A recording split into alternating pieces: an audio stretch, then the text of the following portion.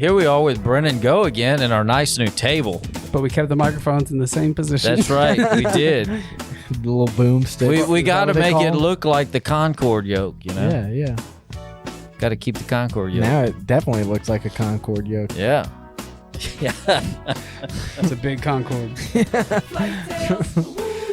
But yeah. Still got the Cirrus. Yeah, we're looking good. Upgrades. Slow improvements, yes. Slow improvements. Slow improvements. Brennan has a new hat on. Yeah. Well, where'd you get that hat?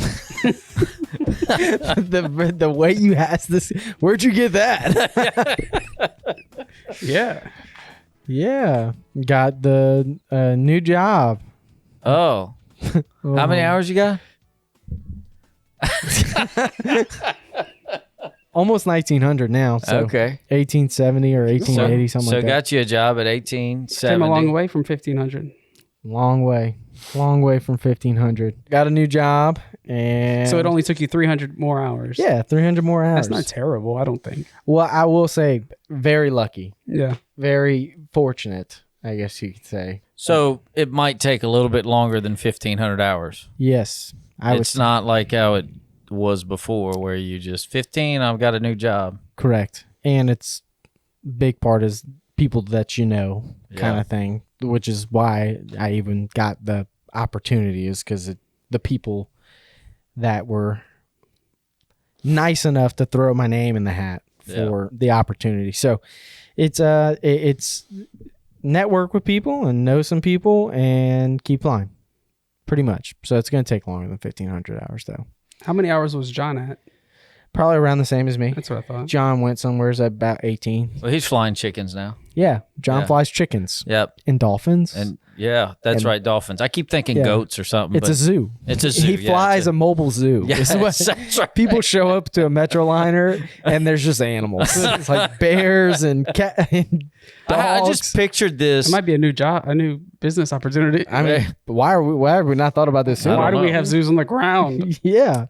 Get them up in the air. Come on now. Pressurize those things. I just pictured John pulling up to our ramp in a Metroliner and open the door and chicken Like Noah's feathers Ark? flying A all over the lion's place. going out. Yeah, it's like Noah's Ark, but in a Metroliner. Yeah. Everything you can fit on that thing. Yes. Yeah. Definitely chickens, though. But yeah, no, I'm not flying chickens.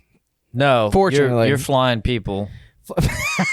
Yes. Flying people, not flying chickens. people, not chickens. Yes. Charter and 91 stuff. So owner operated airplane, flying the family around, and also affiliated with a 135 operation. So who's this Elite Air people or you got on your hat? That's the 135 Oh, operation. okay. Yep. So 135 operation is the lead air, and then the family that owns the plane, that's the 91 side of it. So doing a little bit of both. That Challenger and a King Air. And so where'd you go recently? You just got back? Just got back from King Air school. Yeah. Went to Arizona on the 1st and went for a week and got put in the full flight simulator and all that. Did King Air stuff. It was fun. Learned a bunch about the King Air. Bunch of stuff. So it I was a didn't know. full motion. Everything. Yeah, Brennan's having all the fun with the full motion. Yeah. Birds hit the windshield and the plane starts Yeah. doing some crazy stuff. It was fun.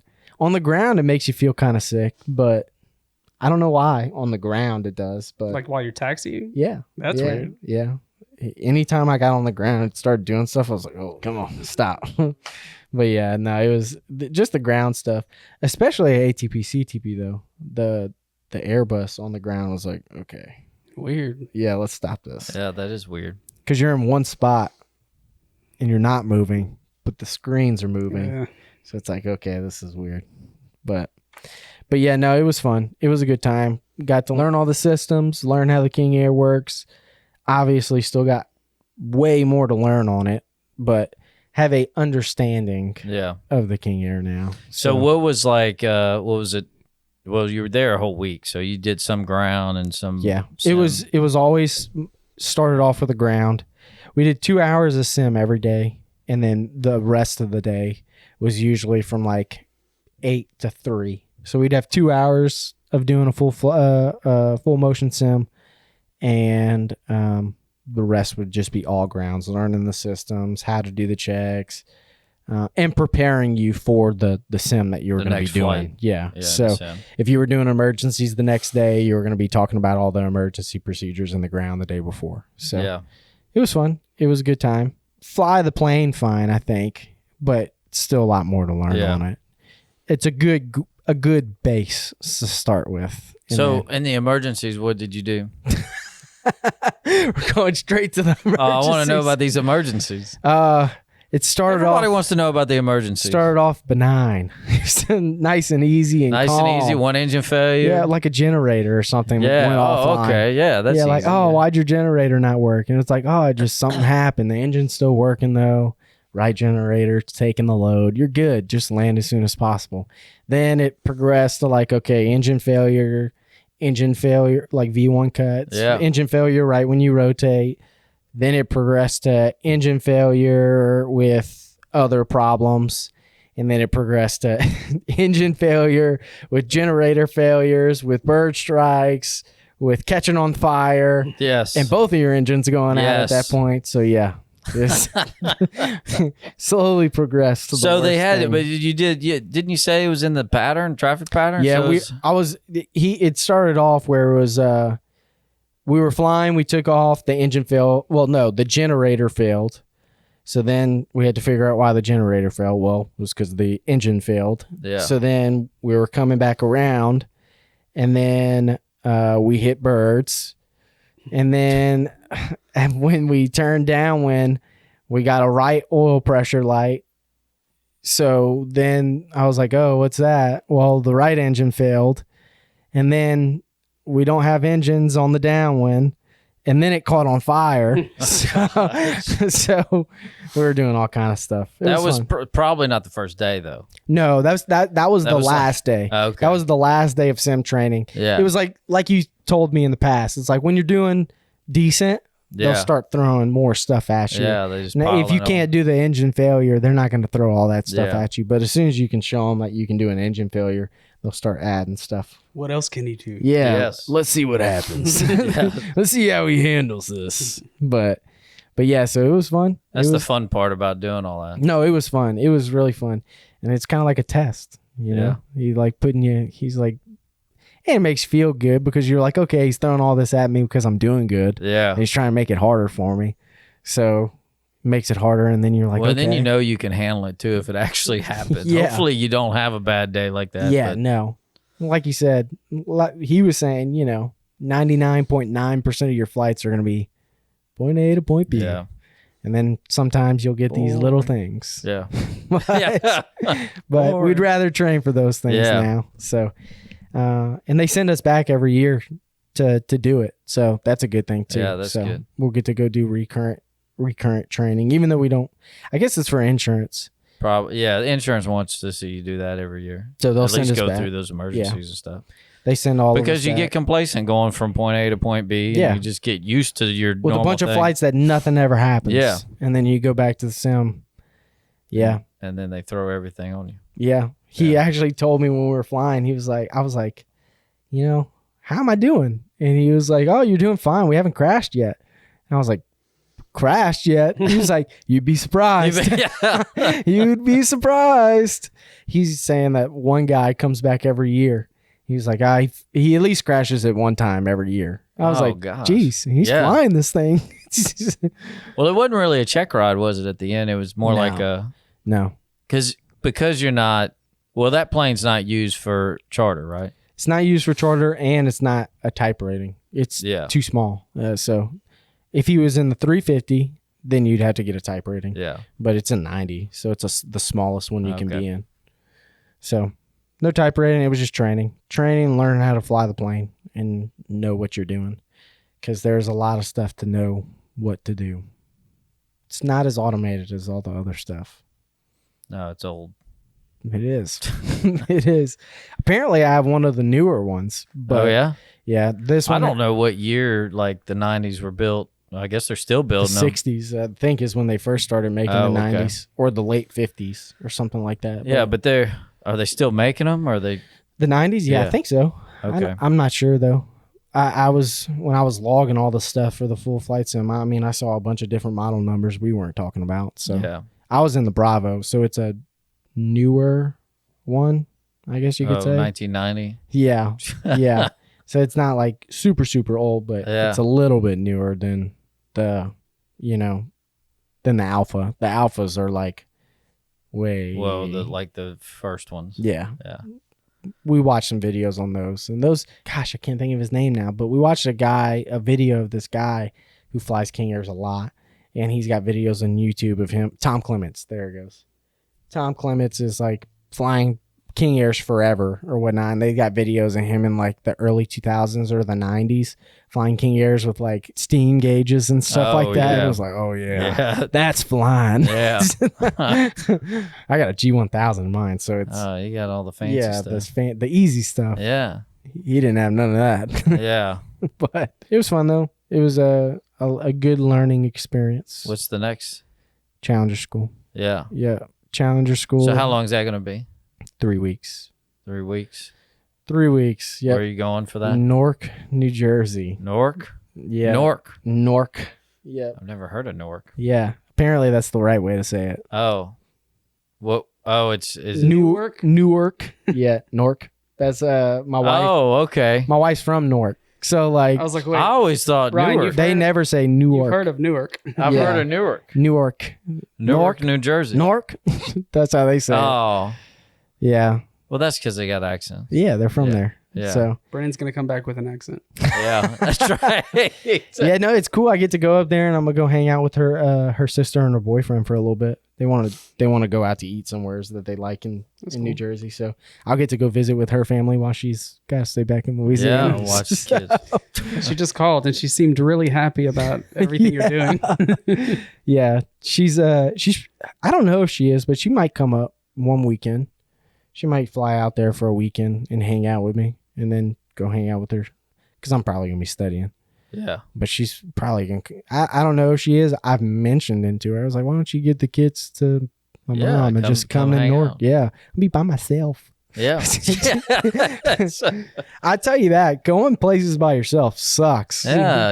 I used to do it all the time. Sucks. Yes. Bruh. Used to do it all the time. Yep. That's what. Yes. You go out to eat and you're like, man, this stinks. Yeah. I went to Buffalo Wild Wings to watch football and whatnot, and I was sitting there eating wings, and I was like, man, this sucks. Yeah. Even if you drink, it still sucks. Yeah. You know. I felt like it would have been worse if I started Yeah. drinking. Yeah. Then you start feeling sorry for yourself. You know.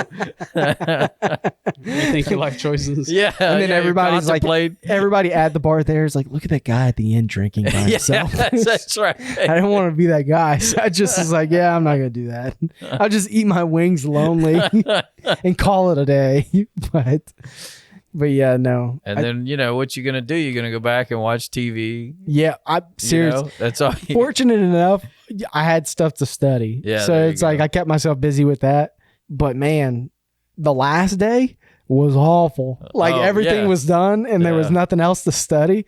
Well, I could have studied some more, but I was like, I just went through 5 days of grilling this stuff. I'm hanging out. Yeah. So the last day I'm sitting in the hotel and I'm like watching like PD Live or something like that or something. And I was just like, man, this stinks. I was like watching live PD or something like that. I was like, man, there's got to be something better than this. What was some stuff you learned? You said at the beginning you learned some stuff that you didn't know. Yeah. I mean, you these planes go up a lot higher than what the Cessnas do. Obviously, they go up to in the flight levels. So like pressurization systems and knowing how those work. That was actually probably what I was most nervous about, because I the other stuff I felt like I could figure out, but there's not many videos of people talking about pressurization systems. Yeah, it's not an exciting thing to talk No. about. So I was like, I don't know how Ryan. that's gonna work. Got to talk about pressurization systems. Oh, that's the next video? Yep. Pressurization.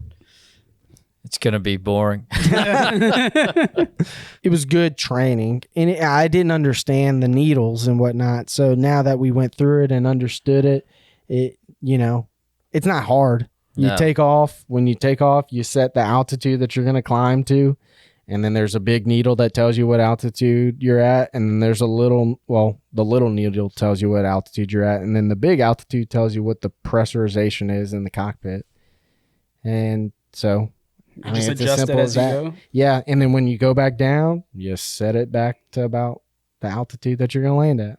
You said Plus it 500 feet. Yeah, 1,000 feet on cruise above, and then Yep. 500 feet above for the landing. You set it before you take off, and it'll climb. There's another needle that shows your pressurization or you climbing as well. So it'll, as you climb, the pressurization's building up in the cabin, and then when you level off, you set it back down to what you want to set it to, and then as you descend, the pressurization starts to descend too. So Gotcha. yeah, That's cool. it's pretty simple system, but the big thing is not forgetting to do it.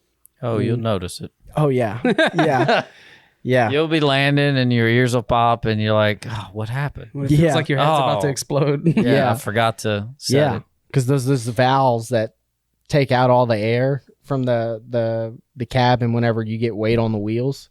So if you forget to set it, Oh, it'll just. it just, Yeah, it just all dumps. goes out. It dumps Yeah. all of a sudden. So everybody's like, "Oh, shit." Yeah. Oh, no. Most people, Yeah. like passengers, won't know what's going on, but Yeah, They won't be You'll know. comfortable. you'll know. you'll know. You'll know. Yeah, you go from 4,000 feet to 0 like that. So, yeah, no. So that was the big thing. Do your checklist. Yeah. Hey. Do your checklist. You start that descent, you start rolling down that altitude. Yep.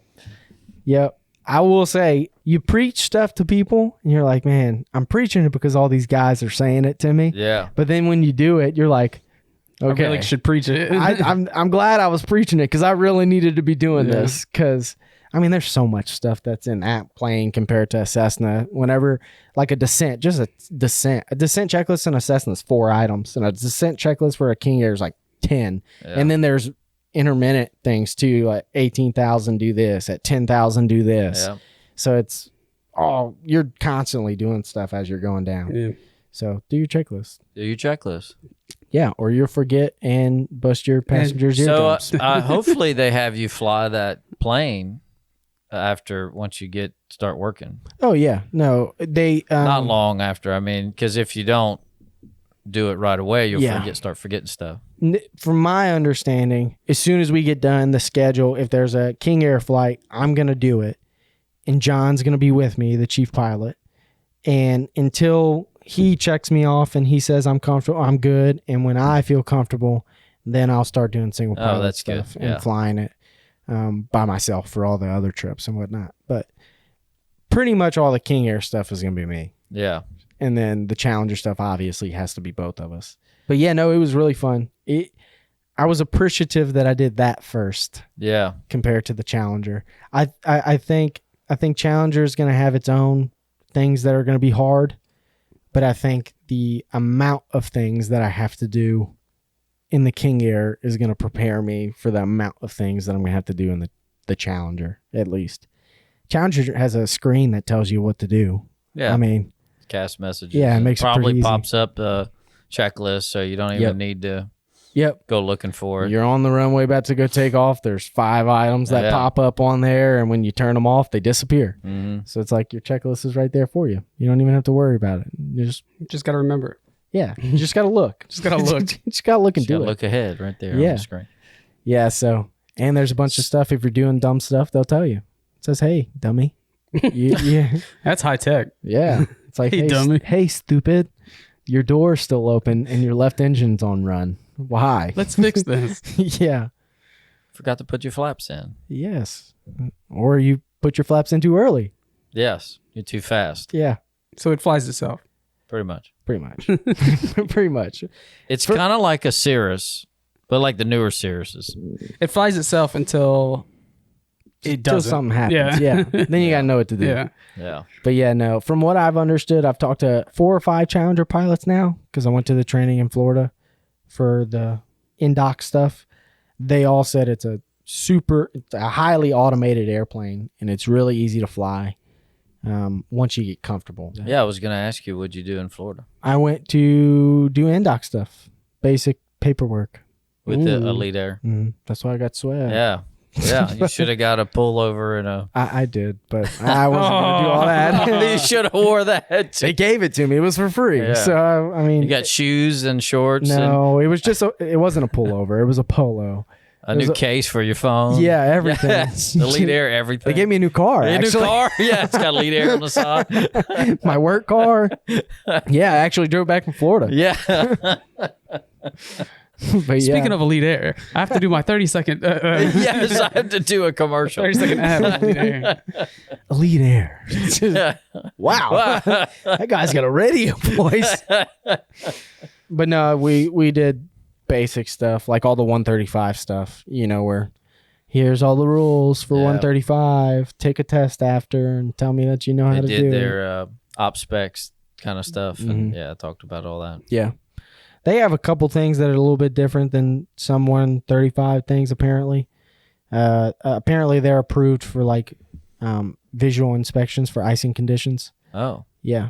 So most 135 operations, if you got ice on it, you got to get de-iced. Yeah.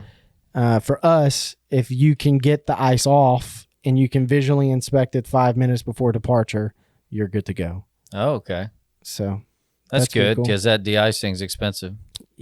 Very expensive. Yes. From what I hear. Yes. I haven't seen the bills yet. Yes, it's expensive. Very.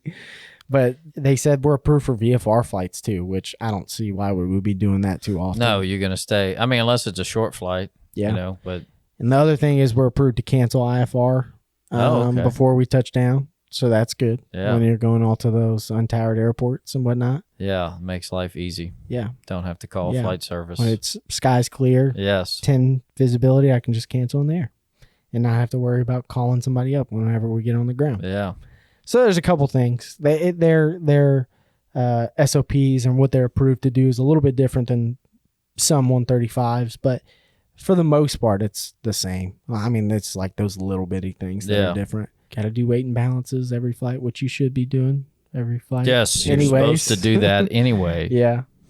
You got to like take screenshots of it every time and put it in. How do you do weight and balance? Do you have like a little plotter thing? I think they call it APG or something like that. Oh, yeah. Yeah. APG's nice. It's an app on the iPad. Yep. Do it on the app on the iPad, take a screenshot. And then I'm pretty sure we have to go into Jet Insight, which is where they manage all our flights, and download it into the trip. Oh, so they know. Yes, they have a record of it for FAA. Yeah. That Jet Insight has like, that was what we did yesterday, was them talk about everything that goes into Jet Insight. And it's everything. Fuel, de-icing, catering, all that stuff. Oh, so it keeps track of expenses too? Mm-hmm. Oh, nice. Yeah, because that's how they keep track of it, and they know what to bill to the customer. And then that's also how they know how they get their fee, and also how they know the owner wants to know how much they're spending too. So they send all of that to the owner as well. That's nice. That's why she was saying that's why so many people like it, is because they keep track of everything and they itemize everything. Yeah. So when they're done with a flight, they send it to the owner, and the owner has a record of everything that they so did. we didn't do that at Acadian. It was all paper, and they had for weight and balance, like laminated CG thing, and then you had a plotter, and you would like, oh yeah, the passengers are 500, then the fuel the is this guy much. that was doing our class, his name's Frank. He said he was like, yeah, sometimes you just got to use those plotters. Yeah, that's right. That's what we. He said we're approved for plotters and APG. That's what we're approved for. We can use the plotters or we can use APG. Oh, I'd use APG every time. I'm not using that damn plotter. Nobody was. I mean, it was easy. It made it easy. You didn't have to like add up all your weights and moments and all that. Yeah, it was easier than it could have been, but it's still I'd use APG every time over that plotter. Yeah, for sure. One of the pilots that was there was like, "Yeah, how do we do the weight and balance? How do we get the weights?" And he was like, "What do you mean? How do you get the weights?" Just ask the passenger. Yeah, that's it. He's like, "What do you mean?" Yes. And he was like, "Well, how do we get the weights? My other company would have a sheet for us that would have all the weights and do our weight and balance, and that's how I did my flight planning."